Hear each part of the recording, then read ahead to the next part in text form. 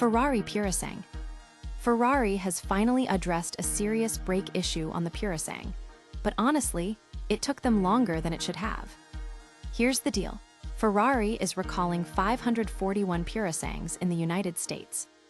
These are vehicles built between July 25, 2022 and February 18, 2025. The problem? A genuinely strange and worrying flaw for any modern car, let alone an electric hybrid super SUV. There's a risk of a short circuit. Specifically, the power wire running to the fuse box module can potentially touch the front passenger footrest. Why is this such a big deal? Imagine this happening. That short could cause a sudden, unexpected loss of braking power. Or, just as dangerously, it could trigger the brake lights to come on without the driver ever touching the pedal. Now, picture that in a Ferrari packing 725 horsepower and weighing close to 2 tons. This isn't just a minor glitch, it's a potential death trap. Reports out of China already describe incidents of sudden brake failure, enough to rattle even the most experienced driver. What's the fix? Ferrari's solution is almost comically simple. Technicians will install a plastic spacer between that fuse box module and the footrest. That little piece of plastic physically prevents the wire from making contact. Ferrari claims they learned about the issue in early July from those Chinese reports. But here's the kicker. This design flaw existed in production cars for nearly 3 years. It's reasonable to guess they fixed it quickly on the assembly line for new builds, but addressing cars already on the road took much longer.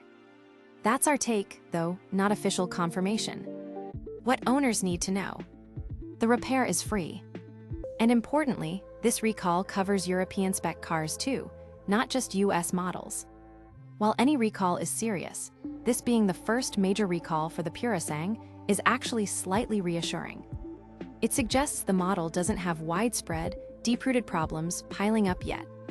Fundamentally, the design seems solid. It's just this one specific, nasty weak point that surfaced later than anyone wanted.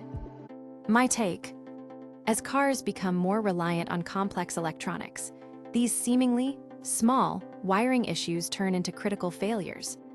A supercar with 725 horses doesn't forgive software bugs or electrical gremlins. Physics doesn't wait. When that much mass is moving, an error plays out in fractions of a second.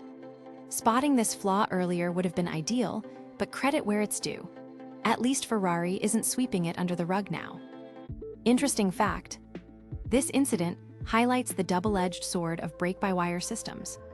Moving to electronic brake control saves weight and allows for super-precise stability management. But it also makes the car vulnerable to weird electrical faults. Exactly the kind of glitch in the matrix we're seeing bite the Purosangue here.